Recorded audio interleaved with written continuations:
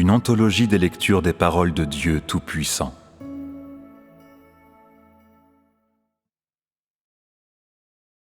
Dieu lui-même, l'unique un, l'autorité de Dieu, un.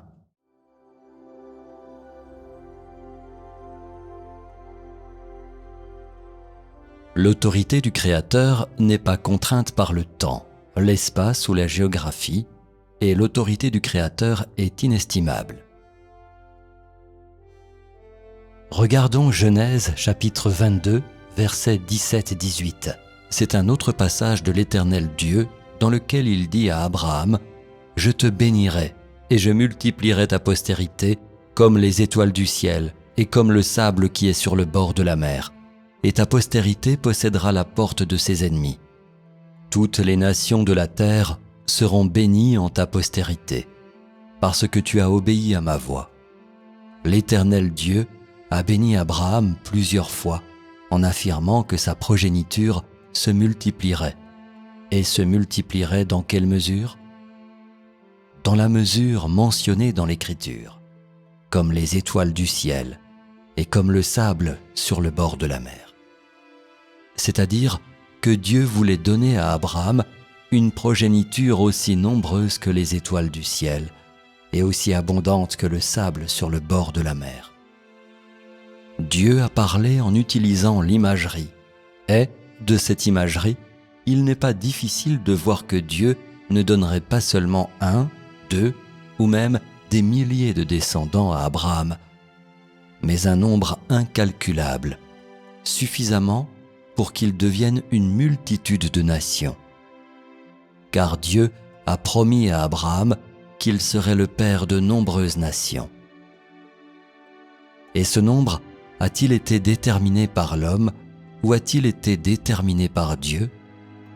L'homme peut-il contrôler le nombre de ses descendants ? Est-ce que ça relève de lui ? Qu'il en ait quelques-uns ou non, ne relève même pas de l'homme, encore moins d'en avoir autant que, comme les étoiles du ciel et comme le sable qui est sur le bord de la mer, qui ne souhaite pas que sa progéniture soit aussi nombreuse que les étoiles. Malheureusement, les choses ne tournent pas toujours comme tu le veux. Peu importe à quel point l'homme est habile ou compétent, ce n'est pas à lui de décider. Personne ne peut être exclu de ce qui est ordonné par Dieu. Le nombre qu'il t'alloue, c'est ce que tu auras.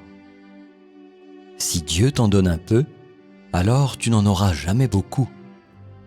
Et si Dieu t'en donne beaucoup, il est inutile de t'indigner à cause de la quantité que tu as. N'est-ce pas le cas ? Tout cela revient à Dieu, non à l'homme. L'homme est gouverné par Dieu, et personne n'est exempt. Quand Dieu a dit « Je multiplierai ta postérité », c'était une alliance que Dieu établissait avec Abraham, et comme l'alliance de l'arc-en-ciel, elle serait réalisée pour l'éternité, et était aussi une promesse faite à Abraham par Dieu. Seul Dieu est qualifié et compétent pour faire de cette promesse une réalité. Peu importe que l'homme le croie ou non, peu importe que l'homme l'accepte ou non, et peu importe comment l'homme le voit et comment il le considère. Tout cela s'accomplira à la lettre selon les paroles prononcées par Dieu. Les paroles de Dieu ne seront pas modifiées à cause des changements dans la volonté ou les conceptions de l'homme et ne seront pas modifiées par des changements en toute personne, toute chose ou tout objet. Toutes choses peuvent disparaître, mais les paroles de Dieu resteront pour toujours. Au contraire, le jour où toutes choses disparaîtront sera exactement le jour où les paroles de Dieu seront complètement accomplies. Car il est le Créateur. Il possède l'autorité du Créateur, la puissance du Créateur. Et il contrôle toute chose et toute force de vie. Il est capable de faire en sorte que quelque chose vienne de rien, ou que quelque chose devienne rien. et il contrôle la transformation de toute chose de vivante à morte. Et donc, pour Dieu, rien ne pourrait être plus simple que de multiplier le descendant de quelqu'un. Cela semble fantastique à l'homme, comme un conte de fées. Mais à Dieu, ce qu'il décide de faire et promet de faire n'est pas fantastique, ni un conte de fées. Au contraire, c'est un fait que Dieu a déjà vu et qui sera sûrement accompli. Appréciez-vous cela ? Les faits prouvent-ils que les descendants d'Abraham étaient nombreux ? Nombreux à quel point exactement ? Aussi nombreux que, comme les étoiles du ciel, et comme le sable qui est sur le bord de la mer, comme Dieu l'a dit ? Se sont-ils répandus dans toutes les nations et les régions, dans tous les endroits du monde ? Et qu'est-ce qui a accompli ce fait ? A-t-il été accompli par l'autorité des paroles de Dieu ? Pendant plusieurs centaines ou milliers d'années, après que les paroles de Dieu eurent été prononcées, les paroles de Dieu continuèrent à s'accomplir et devinrent constamment des faits. C'est la force des paroles de Dieu et la preuve de l'autorité de Dieu. Quand Dieu a créé toute chose au commencement, Dieu a dit que la lumière soit, et la lumière fut. Cela s'est passé très rapidement, a été accompli en très peu de temps, et il n'y a pas eu de retard à son accomplissement et sa réalisation. Les effets des paroles de Dieu furent immédiats. Les deux étaient une démonstration de l'autorité de Dieu. Mais quand Dieu a béni Abraham, il a permis à l'homme de voir un autre aspect de l'essence de l'autorité de Dieu et a permis à l'homme de voir l'aspect inestimable de l'autorité du Créateur et de plus a permis à l'homme de voir un côté plus réel, plus exquis de l'autorité du Créateur. Une fois que les paroles de Dieu sont déclarées, l'autorité de Dieu se charge de cette œuvre et le fait promis par la bouche de Dieu commence progressivement à devenir une réalité. Parmi toutes choses, en conséquence, des changements commencent à se produire en tout, comme à l'arrivée du printemps. L'herbe devient verte, les fleurs s'épanouissent, les bourgeons poussent dans les arbres, les oiseaux commencent à chanter, les oies reviennent et les champs abondent de gens. Avec l'arrivée du printemps, toutes choses sont rajeunies, et c'est l'acte miraculeux du Créateur. Quand Dieu accomplit ses promesses, toutes choses dans le ciel et sur la terre se renouvellent et changent en conformité avec les pensées de Dieu, et rien n'est exempté. Quand un engagement ou une promesse sont prononcés par la bouche de Dieu, toutes choses servent à leur accomplissement et sont manipulées pour leur accomplissement. Et toutes les créatures sont orchestrées et arrangées sous la domination du Créateur et jouent leur rôle respectif et servent leurs fonctions respectives. C'est la manifestation de l'autorité du Créateur. Que vois-tu en cela ? Comment connais-tu l'autorité de Dieu ? Y a-t-il une étendue à l'autorité de Dieu ? Y a-t-il une limite de temps ? Peut-on dire qu'elle a une certaine hauteur ou une certaine longueur ?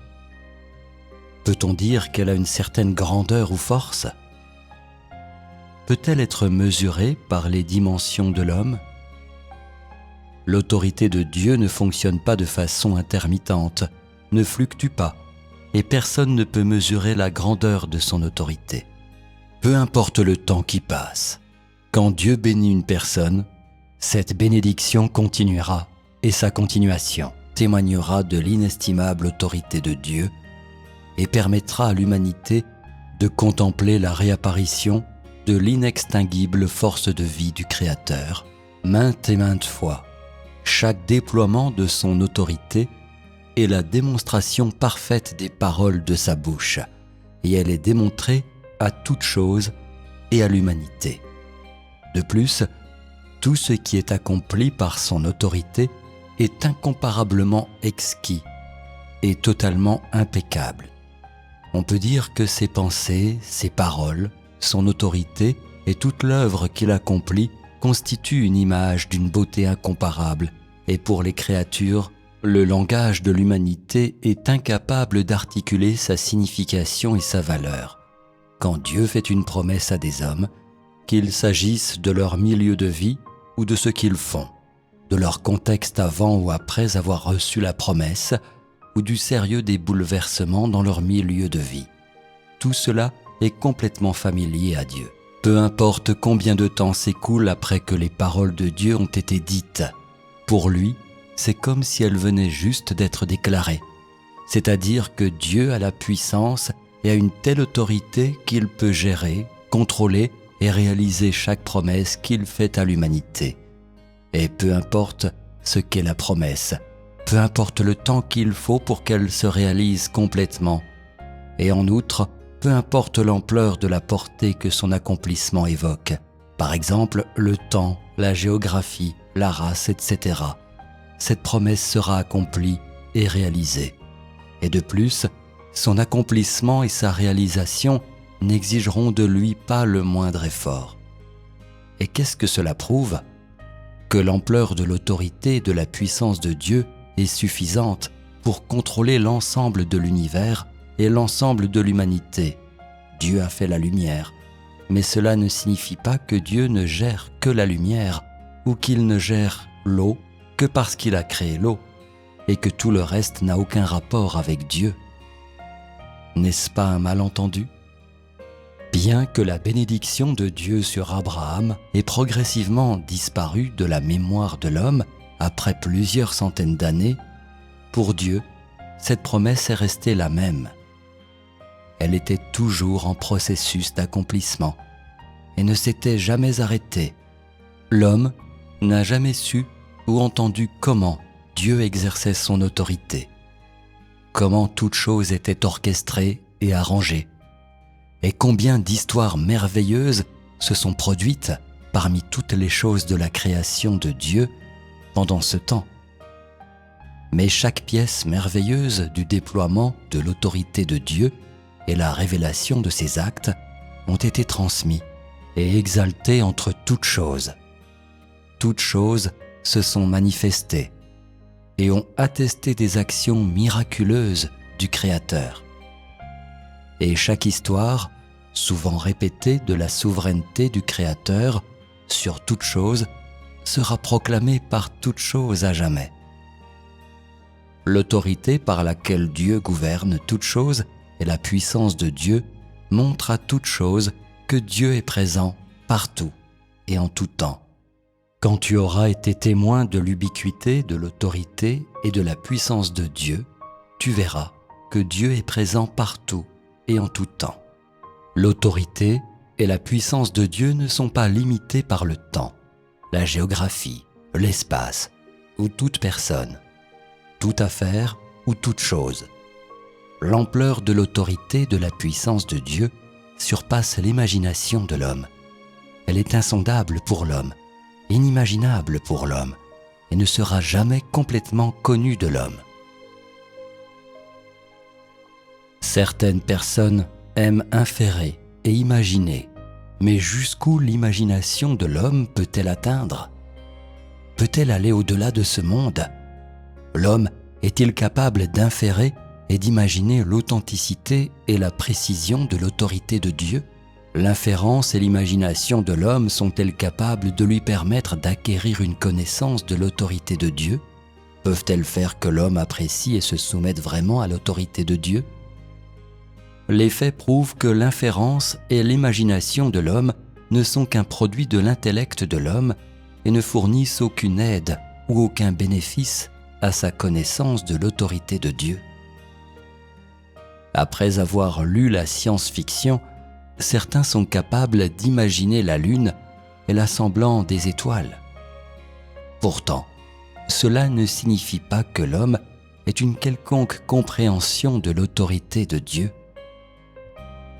L'imagination de l'homme n'est que cela, une imagination.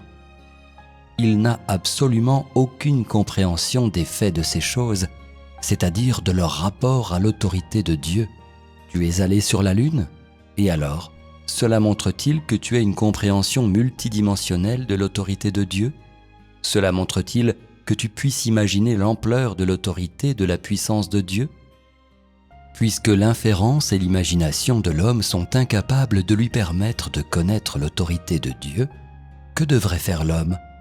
L'option la plus sage serait de ne pas inférer ou d'imaginer, c'est-à-dire que l'homme ne doit jamais compter sur l'imagination et dépendre de l'inférence quand il s'agit de connaître l'autorité de Dieu.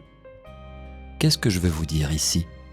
La connaissance de l'autorité de Dieu, de la puissance de Dieu, de la propre identité de Dieu et de l'essence de Dieu ne peut être obtenue en te fiant à ton imagination.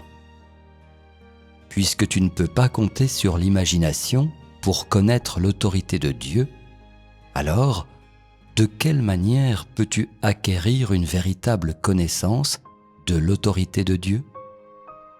En mangeant et en buvant les paroles de Dieu, en échangeant et en expérimentant les paroles de Dieu, tu auras une expérience graduelle de l'autorité de Dieu et pourras la vérifier, et ainsi tu en gagneras une compréhension graduelle et une connaissance progressive. C'est le seul moyen d'atteindre la connaissance de l'autorité de Dieu. Il n'y a pas de raccourci. Vous demander de ne pas imaginer n'est pas la même chose que de vous faire vous asseoir passivement pour attendre la destruction ou vous empêcher de faire quoi que ce soit. Ne pas utiliser ton cerveau pour penser et imaginer signifie ne pas utiliser la logique pour inférer. Ne pas utiliser la connaissance pour analyser, ne pas utiliser la science comme base, mais plutôt d'apprécier, de vérifier et de confirmer que le Dieu auquel tu crois a autorité. Confirmer qu'il détient la souveraineté sur ton sort et que sa puissance prouve en tout temps qu'il est le vrai Dieu lui-même à travers les paroles de Dieu, à travers la vérité, à travers tout ce que tu rencontres dans la vie. C'est le seul moyen pour quiconque d'acquérir une compréhension de Dieu. Certains disent qu'ils souhaitent trouver un moyen simple d'atteindre ce but. Mais pouvez-vous penser à un tel moyen? Je te le dis, il n'est pas nécessaire de penser. Il n'y a pas d'autre moyen. Le seul moyen est de connaître consciencieusement et fermement par chaque parole qu'il exprime et tout ce qu'il fait, ce que Dieu a, est et de le vérifier. C'est le seul moyen de connaître Dieu. Car ce que Dieu a est, et tout qui est de Dieu n'est pas creux et vide, mais réel. Le fait du contrôle et de la domination du Créateur sur toute chose et tous les êtres vivants atteste de la véritable existence de l'autorité du Créateur. De même, la bénédiction de Job par l'Éternel est consignée dans le livre de Job. Qu'est-ce que Dieu a accordé à Job? Pendant ces dernières années, Job reçut de l'Éternel plus de bénédictions qu'il n'en avait reçu dans les premières. Il posséda 14 000 brebis, 6 000 chameaux, 1000 paires de bœufs et 1000 ânesses. Job chapitre 42, verset 12. Du point de vue de l'homme, quelles étaient ces choses données à Job? Étaient-elles les biens de l'homme? Avec ces biens, Job aurait-il été très riche en ce temps-là? Et comment a-t-il acquis de tels biens? Qu'est-ce qui explique sa richesse? Il va sans dire que c'est grâce à la bénédiction de Dieu que Job est venu à la posséder.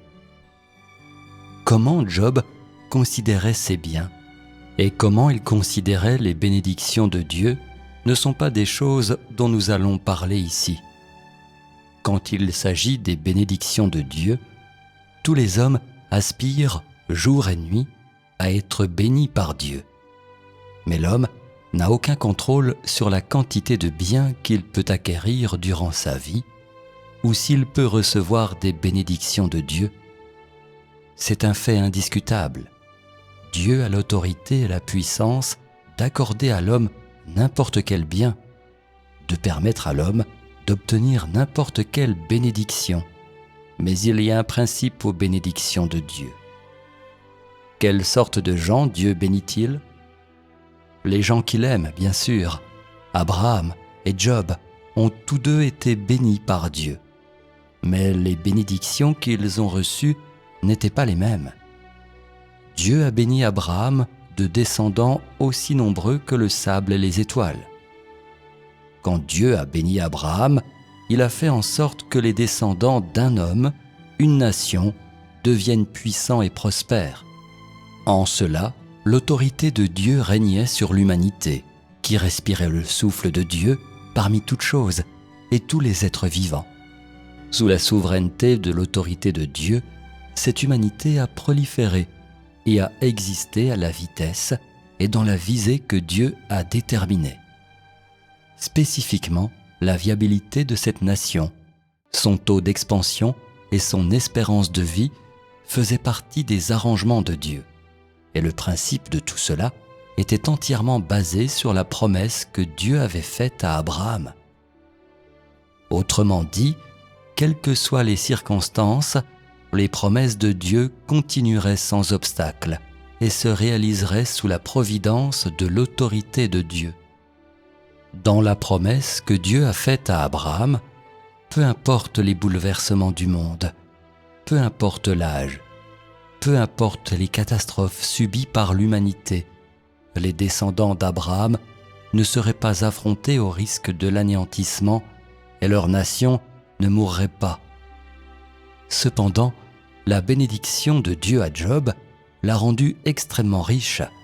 Ce que Dieu lui a donné était une gamme de créatures vivantes qui respiraient, dont les détails, leur nombre, leur vitesse de propagation, leur taux de survie, la quantité de graisse sur eux, etc., étaient également contrôlés par Dieu. Bien que ces êtres vivants n'aient pas possédé la capacité de parler, eux aussi faisaient partie des arrangements du Créateur. Et le principe des arrangements de Dieu était basé sur la bénédiction que Dieu avait promise à Job. Dans les bénédictions que Dieu a accordées à Abraham et à Job, bien que ce qui était promis fût différent, l'autorité avec laquelle le Créateur dirigeait toutes les choses et tous les êtres vivants était la même. Chaque détail de l'autorité et de la puissance de Dieu est exprimé dans ses promesses et ses bénédictions différentes à Abraham et à Job, et montre une fois de plus à l'humanité que l'autorité de Dieu dépasse de beaucoup l'imagination de l'homme.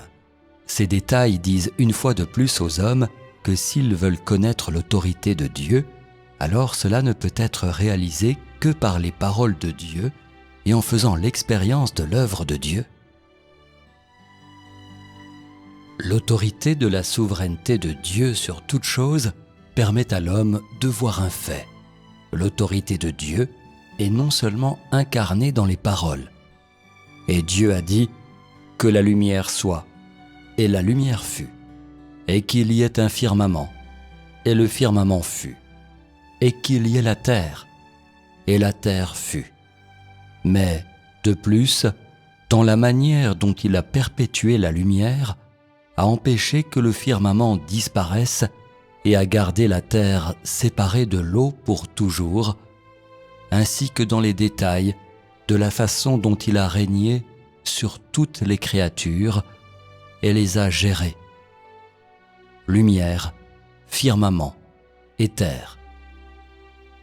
Que voyez-vous de plus dans la bénédiction de Dieu sur l'humanité ? Clairement, après que Dieu a béni Abraham et Job, les traces de pas de Dieu n'ont pas cessé, car il avait juste commencé à exercer son autorité, et il avait l'intention de faire en sorte que toutes ses paroles deviennent réalité, et que tous les détails dont il avait parlé deviennent réalité. Et donc, dans les années suivantes, il a continué à faire tout ce qu'il voulait. Parce que Dieu a l'autorité, il semble peut-être à l'homme que Dieu parle seulement et n'a pas besoin de lever le petit doigt pour accomplir toute chose. Imaginer cela est quelque peu ridicule. Si tu adoptes seulement la vision unilatérale de l'établissement de l'alliance de Dieu avec l'homme, en utilisant des paroles, de l'accomplissement de tout par Dieu en utilisant des paroles, et tu es incapable de voir les différents signes et faits qui démontrent que l'autorité de Dieu domine sur l'existence de toute chose, alors ta compréhension de l'autorité de Dieu est trop insignifiante et ridicule. Si l'homme imagine Dieu ainsi, alors il faut le dire. La connaissance que l'homme a de Dieu est arrivée au dernier fossé et a atteint une impasse. Car le Dieu que l'homme imagine n'est qu'une machine qui donne des ordres, et non le Dieu qui possède de l'autorité. Qu'as-tu vu dans les exemples d'Abraham et de Job ? As-tu vu le vrai côté de l'autorité et de la puissance de Dieu ? Après que Dieu a béni Abraham et Job, Dieu n'est pas resté là où il était et n'a pas non plus mis ses messagers à l'œuvre en attendant de voir quel serait le résultat. Au contraire, dès que Dieu a déclaré ses paroles, sous la direction de l'autorité de Dieu, toutes choses ont commencé à se conformer à l'œuvre que Dieu avait l'intention de faire, et les gens, les choses et les objets que Dieu requérait furent préparés. Autrement dit, dès que les paroles ont été déclarées par la bouche de Dieu, l'autorité de Dieu a commencé à s'exercer à travers toute la terre, et il a tracé un sentier afin d'accomplir et de réaliser les promesses qu'il avait faites à Abraham et à Job, tout en faisant tous les plans et les préparatifs appropriés pour tout ce qui était nécessaire pour chaque pas et chaque étape clé qu'il comptait réaliser. Pendant ce temps, non seulement Dieu a manipulé ses messagers, mais aussi toutes les choses qu'il avait créées. C'est-à-dire que l'étendue de l'autorité de Dieu n'incluait pas seulement les messagers, mais, de plus, toutes choses qui étaient manipulées afin qu'elles se conforment à l'œuvre qu'il avait l'intention d'accomplir. Ce sont les manières spécifiques dans lesquelles Dieu exerçait son autorité.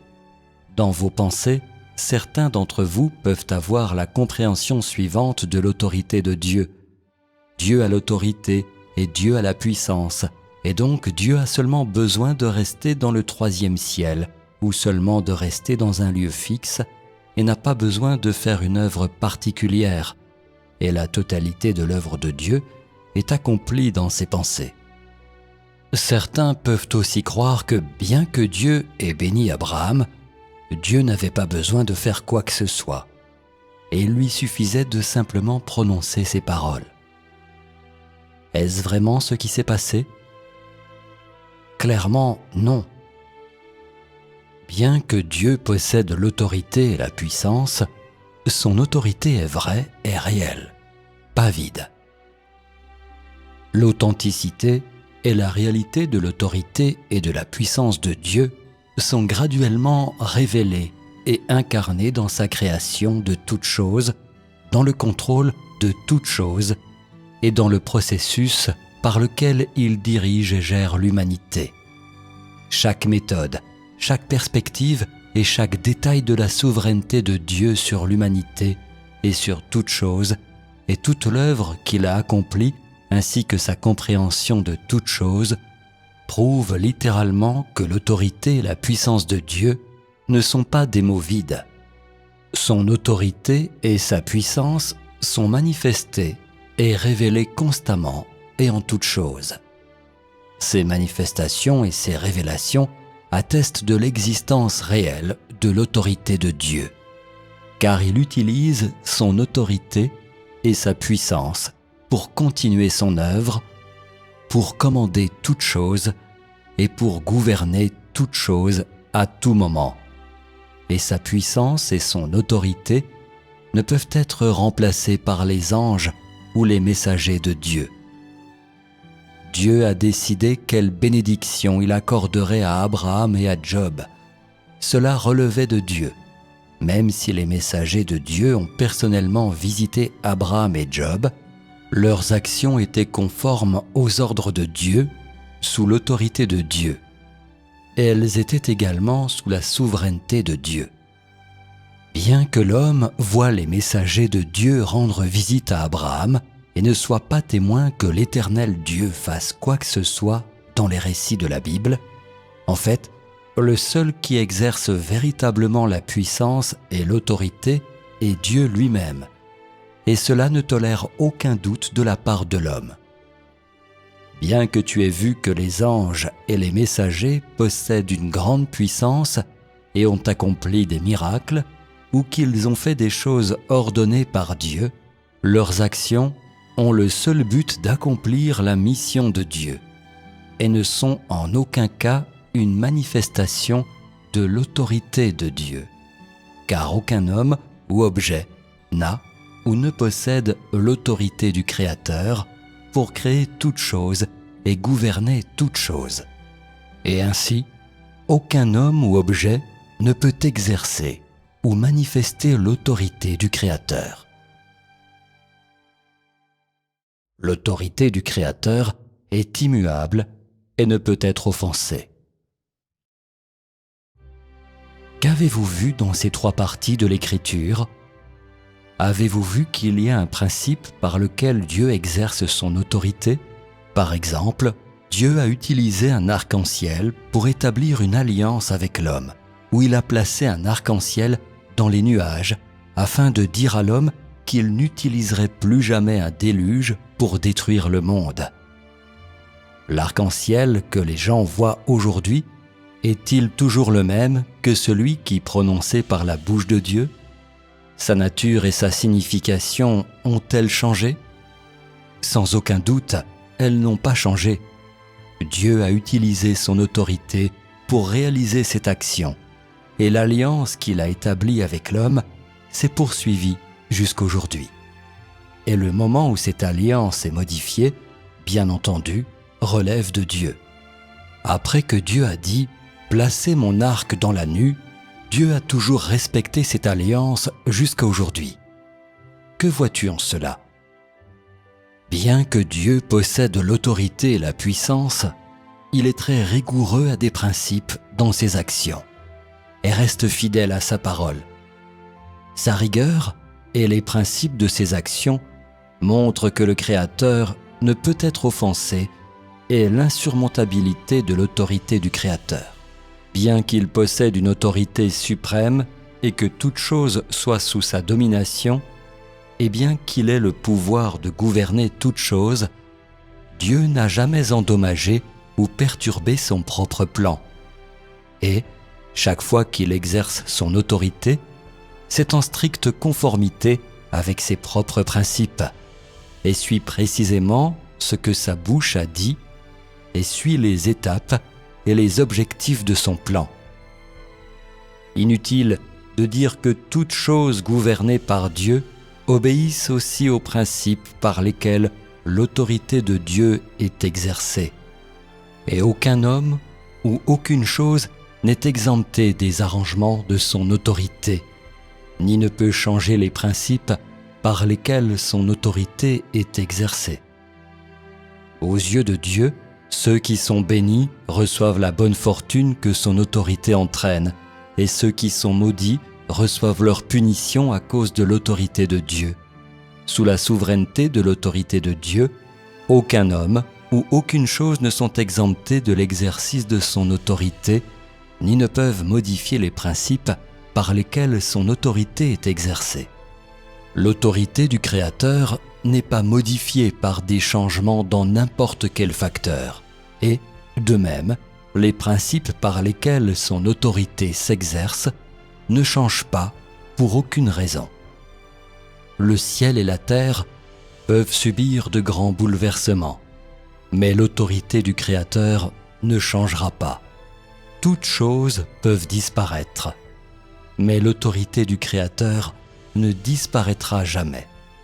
C'est la substance de l'autorité immuable du Créateur qui ne peut pas être offensée, et c'est l'unicité même du Créateur.